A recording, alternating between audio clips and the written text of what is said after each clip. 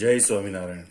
સહજાનંદ વિદ્યાલયના video lecture શિક્ષણમાં આપ સર્વ વિદ્યાર્થી મિત્રોનું હાર્દિક સ્વાગત છે. ધોરણ 12 રસાયણ વિજ્ઞાન પ્રકરણ 1 એનું આપણે સ્વાધ્યાય જોઈ રહ્યા છે. આ લેક્ચરમાં આપણે પ્રશ્ન નંબર 1.21 થી 1.25 સુધી જોઈશું. પ્રશ્ન 1.21માં જુઓ કે ભાઈ ગોલ્ડ કે જેની પરમાણુ ત્રિજ્યા 0.144 નેનોમીટર છે એ ફલક કેન્દ્રિત એકમ કોષમાં સ્ફટિકીકરણ પામે છે. તો કોષની ધારની લંબાઈ કેટલી હશે? અહીંયા ગોલ્ડના પરમાણુઓ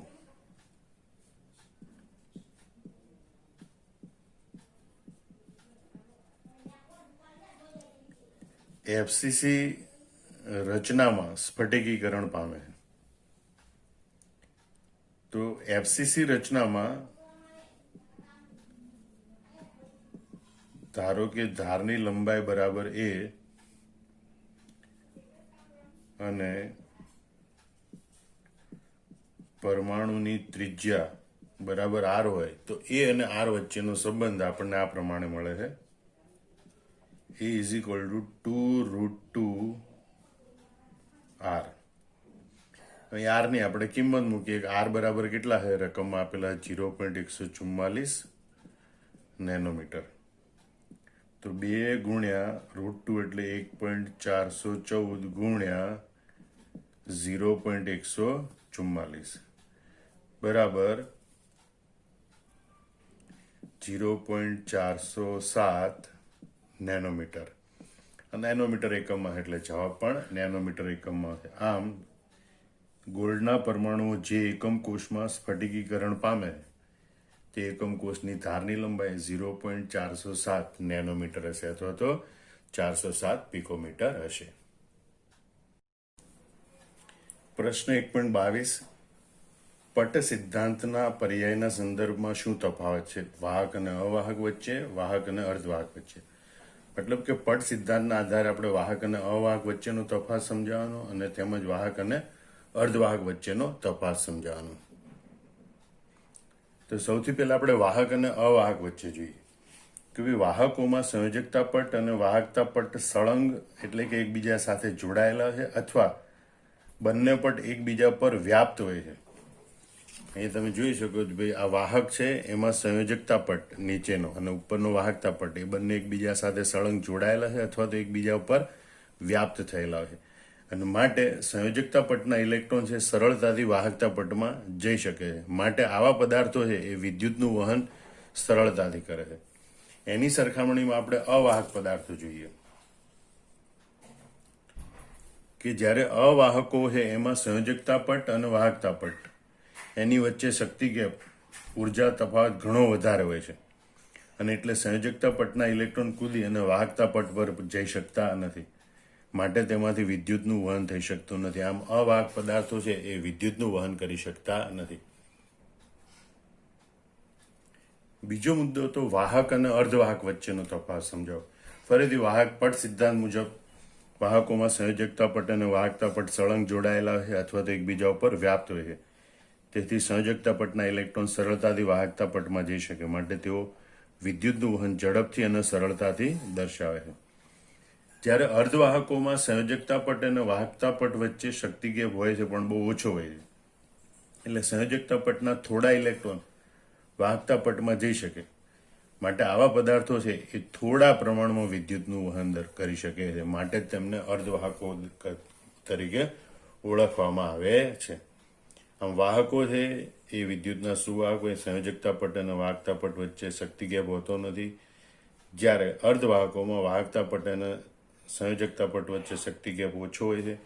જ્યારે અવાહકોમાં સંયોજકતા પટ અને વાહકતા પટ વચ્ચે શક્તિ ગેપ ઘણો વધારે હોય છે. પ્રશ્ન 1.23 યોગ્ય ઉદાહરણ સાથે નીચેના પર્યાયો સમજાવો. શોર્ટકી ક્ષતિ, ફ્રેન્કલ ક્ષતિ, આંતરાલિક ક્ષતિ અને એફ કેન્દ્રો. આ ચારેય પદો અને એની સમજૂતી વિસ્તારપૂર્વક આપણે અગાઉના વિડીયો લેક્ચરમાં ભણી ગયા. શોર્ટકી ક્ષતિ અને ફ્રેન્કલ ક્ષતિ લેક્ચર નંબર 31માં, આંતરાલિક ક્ષતિ લેક્ચર નંબર 30માં અને એફ કેન્દ્રો એ લેક્ચર નંબર 32માં વિસ્તારપૂર્વક આપણે જોયા છે. Chemistry by KD sir YouTube channel છે એની અંદર જઈ તમે આ પ્રકરણ 1 ઘન અવસ્થાના પ્લેલિસ્ટમાં જઈ અને લેક્ચર 31, 30, 32 જોશો તમે તો એમાં તમને આના વિશે વિસ્તારપૂર્વક માહિતી મળશે. છતાં ટૂંકમાં આપણે ફરીથી જણાવી દઉં કે આયની ઘન પદાર્થમાં સરખી સંખ્યામાં ધન આયન અને ઋણ આયન દૂર થાય તો ત્યારે એમાં જે ક્ષતિ ઉદ્ભવે એને શોર્ટકી ક્ષતિ તરીકે ઓળખવામાં આવે. એમાં વિદ્યુત તટસ્થતા જળવાઈ રહે પણ આયનો દૂર થતા હોવાથી ઘનતામાં ઘટાડો થાય.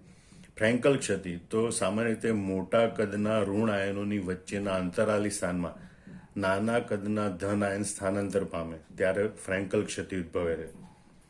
એમાં જે સ્થાને થી ધન આયન ખસે ત્યાં અવકાશ ક્ષતિ અને જે સ્થાને ધન આયન સ્થાનાંતર પામે તે સ્થાને આંતરાલી ક્ષતિ ઉદ્ભવે છે. અને આમ આ પ્રકારની ક્ષતિ જેને વિસ્થાનિક ક્ષતિ પણ કહે છે. એના કારણે ઘન પદાર્થની ઘનતામાં કોઈ ફેરફાર થતો નથી. આંતરાલી ક્ષતિ મતલબ કે ઘટક પરમાણુઓ જે ગોઠવાયેલા હોય એના આંતરાલી સ્થાનોમાં પણ વધારાના ઘટક કણો ગોઠવાયેલા હોય તો ઉદ્ભવતી ક્ષતિ અને આંતરાલી ક્ષતિ કહેવાય. આંતરાલી સંયોજનોમાં આ પ્રકારની ક્ષતિ જોવા મળે છે. એના કારણે પદાર્થની ઘનતામાં વધારો થાય.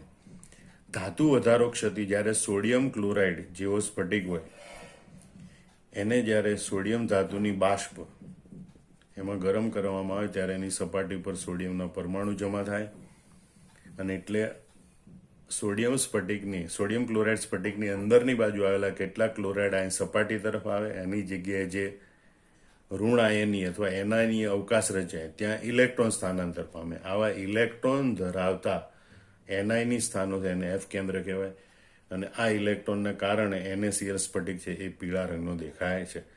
આ બધાની વિસ્તારપૂર્વક માહિતી તમે લેક્ચર 31, 30 અને 32માં જોવા મળશે.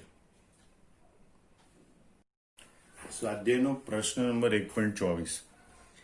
એલ્યુમિનિયમ સમઘનીય સંવૃત સંકુલિત રચનામાં સ્ફટિકીકરણ પામે છે. તેની ધાત્વી ત્રિજ્યા 125 પિકોમીટર છે. તો એકમ કોષની ધારની લંબાઈ કેટલી છે અને બીજું છે એલ્યુમિનિયમના 1 ઘન સેન્ટીમીટર જેટલા કદમાં કેટલા એકમ કોષ રહેલા છે. તો સૌથી પહેલા તો આપણે જોઈએ કે એલ્યુમિનિયમ સમઘનીય સંવૃત સંકુલિત રચનામાં સ્ફટિકીકરણ પામે. એટલે આપણે કહી શકીએ કે ભાઈ એલ્યુમિનિયમ એ સીસીપી રચના ધરાવે અને માટે તેમાં ફલક કેન્દ્રિત એકમ કોષ હોય.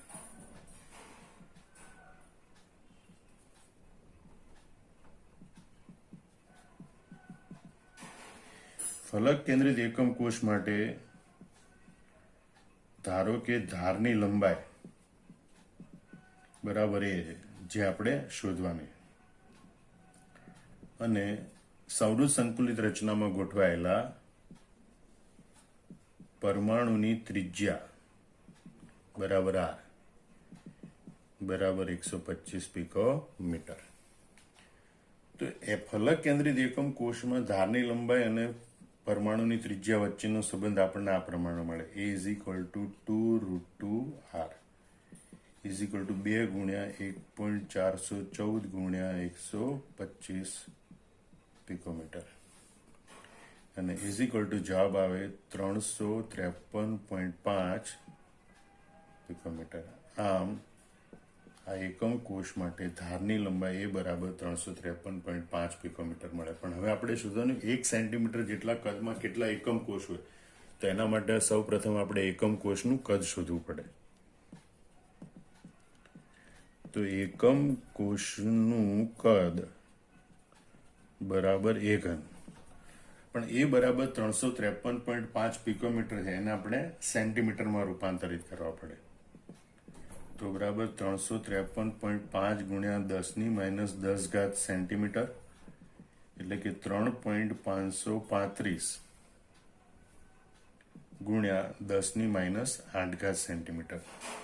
એટલે આપણે એની જગ્યાએ કિંમત લખીએ 3.535 ગુણ્યા 10⁻8 સેન્ટીમીટર એનો ઘન ઇઝ ઇક્વલ ટુ 3.535 નો ઘન એ આવશે 44.2 અને 10⁻8 એટલે 8 તરી 24 તો 10⁻24 સેન્ટીમીટર ઘન. ઇઝ ઇક્વલ ટુ 4.42 ગુણ્યા 10⁻³ સેન્ટીમીટર ઘન. એક એકમ કોષનું કદ આપણને આટલું માલુમ પડશે. હવે આપણે એમ વિચારીએ કે ભાઈ 4.42 ગુણ્યા 10⁻³ સેન્ટીમીટર ઘન બરાબર એક એકમ કોષ. તો માટે 1 સેન્ટીમીટર ઘન બરાબર કેટલા એકમ કોષ?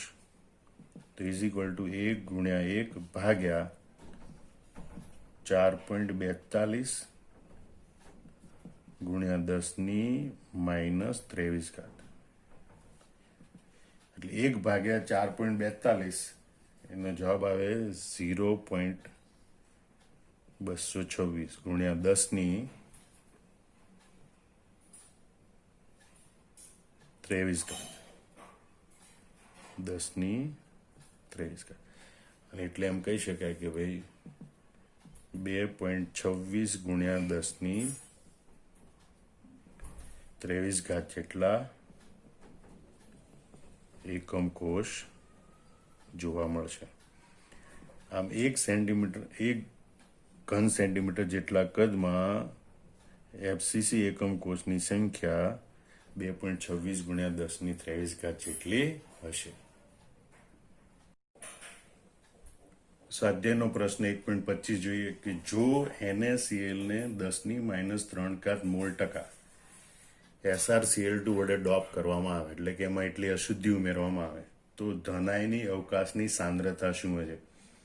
સાંદ્રતા પ્રતિ મોલ શોધવાની, એટલે 1 મોલ દીઠ શોધવાની, અને ટકા 100 મોલ ઉપર હોય. અહીંયા 10⁻³ મોલ ટકા SrCl2 ઉમેરવામાં આવેલ છે, એટલે આપણે એની ગણતરી કરીએ તો આપણને આવી રીતે મળશે કે ભાઈ 100 મોલ NaCl માં 10⁻³ મોલ SrCl2 ઉમેરેલ છે. તો માટે 1 મોલ NaCl માં કેટલું SrCl2 ઉમેરેલ? બરાબર 1 ગુણ્યા 10⁻³ અપોન 100 બરાબર 10⁻5 મોલ SrCl2 ની અશુદ્ધિ ઉમેરી હશે. 10⁻5 મોલ SrCl2 1 મોલ NaCl માં ઉમેરેલી અશુદ્ધિ છે. હવે આપણે જાણીએ છીએ કે ભાઈ પ્રત્યેક Sr2 પ્લસ આયન એ 2 Na પ્લસ ને દૂર કરે. એક Na પ્લસ નું સ્થાન Sr2 પ્લસ લે અને બીજા Na પ્લસ ના સ્થાને અવકાશ રચાય. આમ પ્રત્યેક Sr2 પ્લસ આયન એક અવકાશ રચે.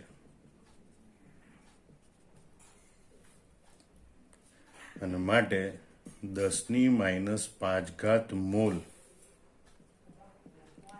Sr2 પ્લસ આયન એ 10⁻5 મોલ અવકાશ રચે. અને આમ 10⁻5 મોલ અવકાશ બરાબર 10⁻5 ગુણ્યા 6.022 ગુણ્યા 10⁻23, એટલે કે 6.022 ગુણ્યા 10⁻18 અવકાશ ઉત્પન્ન થશે. આમ તમે જોઈ શકો છો કે ભાઈ